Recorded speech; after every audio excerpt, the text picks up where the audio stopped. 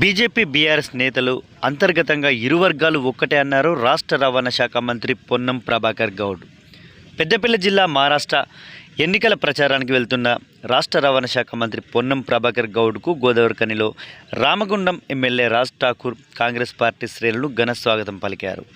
ఈ సందర్భంగా MLA camp కార్యాలయంలో నగర మేయర్ అనిల్ కుమార్ ఎమ్మెల్యే రాజ్ ఠాకూర్తో కలిసి తేనెటి విందులో పాల్గొన్నారు. అనంతరం మీడియా సమావేశంలో మాట్లాడుతూ మహారాష్ట్ర ఎన్నికల్లో బీఆర్ఎస్ పార్టీ పరోక్షంగా బీజేపీకి వత్తాసు పలుకుతుందని పేర్కొన్నారు.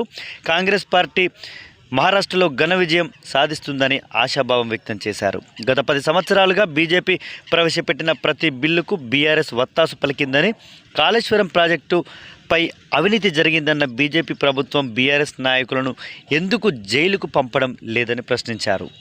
కాంగ్రెస్ ప్రభుత్వం ఏర్పడ్డ తర్వాత కాళేశ్వరం ప్రాజెక్టుపై విచారణ కొనసాగుతుందని, బాధ్యులైన వారిపై చర్యలు తీసుకునేందుకు కాంగ్రెస్ ప్రభుత్వం సంసిద్ధంగా ఉందన్నారు. భవిష్యత్తులో బీజేపీ పార్టీ వాసన కూడా కాంగ్రెస్ పార్టీకి తగలదని, భారతీయ జనతా పార్టీతో ఎట్టి పరిస్థితిలో పొత్తు ప్రసక్తే ఉండదన్నారు.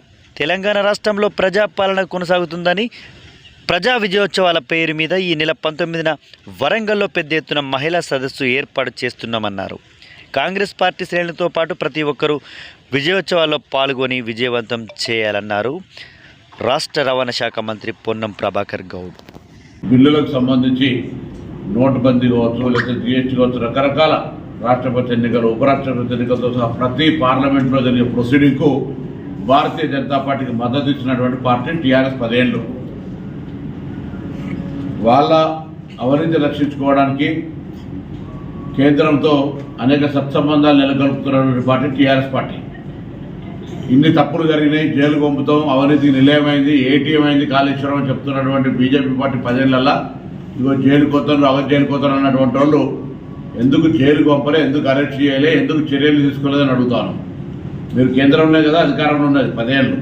వాళ్ళ రాష్ట్రంలో అధికారంలో ఉన్నప్పుడు ఏటీఎం మారిపోయింది. తెలంగాణ రాష్ట్రంలో కాళేశ్వరంలో తదితరం ఉన్నారు. ఇవి వచ్చిన తర్వాత ఎంక్వైరీ కమిషన్ వేసినాం, దాని విచారణ జరుగుతూ ఉంది. ఇతరత్తులకు కూడా అనేక రకాల కరప్షన్స్ బయటికి వస్తూ ఉన్నాయి.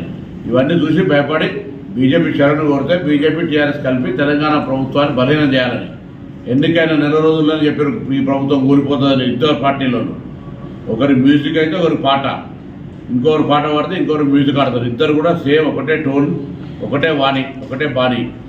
ఇది ప్రజలు అర్థం చేసుకుంటారు. ఏదేమైనా ఇప్పుడు జరుగుతున్న కార్యక్రమాలు తెలంగాణ ప్రజాపాలన ప్రభుత్వం వచ్చి ప్రజా విజయోత్సవాల పేరు మీద రేపు 19 నాడు వరంగల్లో మహిళా చైతన్య సదస్సు, ఇందిరా మహిళా సదస్సు పేరు మీద ఒక గొప్ప సదస్సు నిర్వహిస్తా ఉన్నాం. అది ప్రభుత్వము అనేక రకాల తీసుకున్న కార్యక్రమాలు.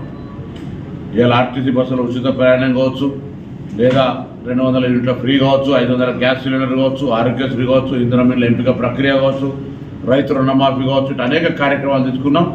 ఆర్థిక పరంగా మిగులు బడ్జెట్తో ఇచ్చిన రాష్ట్రాన్ని 7.5 లక్షల కోట్ల అప్పుతో ఇచ్చినప్పటికీ కూడా మరి ఒక పరిపాలనా దక్షతతో ఇవన్నీ కూడా అధిగమించి ముందుకు పోయి 1వ తారీఖు జీతాలు ఇచ్చే విధంగా చర్యలు తీసుకుంటూ కొత్త కార్యక్రమాలను చేపడుతూ ముందుకు పోతాను.